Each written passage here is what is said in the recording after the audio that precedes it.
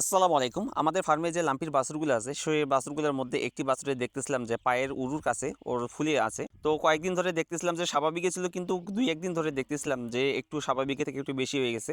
তো পরবর্তীতে হাতে দেখতেছিলাম যে জায়গাটা অনেকটা নরম হয়ে গেছে। তো পরবর্তীতে ভাবলাম যে হয়তোবা পুঁজ অথবা পানি এর মধ্যে আছে। তো যে কারণে আরকি সেটা বাইর করার জন্য আমাদের যে এআই কর্মী আছে, মূলত উনি এ ধরনের কাজগুলো করে থাকে। তো আমরা এই কাজ করার জন্য কখনো সার্জেনকে সিরিয়াস অবস্থায় না যাওয়া পর্যন্ত আমরা ডাকি না। আমরা নিজেরা করার চেষ্টা করি। কেননা ওনাদের কাছ থেকে আমরা দেখে নিয়েছি যে কিভাবে এই কাজগুলো করতে হয়। তো আমাদের যে এআই কর্মী আছে, আমাদের যে ডাক্তার, মূলত ওনাকে দিয়ে আমরা এই কাজটি করাচ্ছি। তো মূলত প্রথমে জায়গাটা সুন্দরভাবে সিলে নেওয়ার পর একটা ব্লেড দিয়ে, সেই ব্লেডটা দিয়ে সিলে নেওয়ার পর সেই জায়গাটা আমরা কেটে দিয়েছি, এবং যে ফরসেপ আছে সেই ফরসেপ দিয়ে দেখতেছিলাম যে মূলত পুঁজটা আছে না পানি আছে। তো পরবর্তীতে দেখলাম যে মূলত জায়গাটাতে পানি ভরাট হয়ে গেছিল। তো যে কারণে আরকি সেটা ব্লেড দিয়ে কেটে দেওয়ার পর পানিটা আমরা বাইর করছি ভালোভাবে। সে পানিটা বাইর করার পর দেখতেছিলাম যে ভিতরে আরো অন্য কোনো কিছু আছে কিনা, তো পুজো থাকতে পারে। তো সেটা বারবার করে চেক করে নেওয়া হচ্ছিল। তো চেক করে নেওয়ার পর আমরা আমাদের যে গজ আছে, সেই গজ কাপড় দিয়ে মূলত আমরা সেটা ভিতর থেকে সুন্দরভাবে ওয়াশ করে দেবো, এবং এর সঙ্গে আমরা যেটা দেবো ভায়োডিন দিয়ে সুন্দরভাবে একটা এখানে ড্রেসিং করব, যেন ইনফেকশন বা পোকা পড়ার যেন চান্স না থাকে। তো সেটা আমরা করতেছি। তো আলহামদুলিল্লাহ আশা করি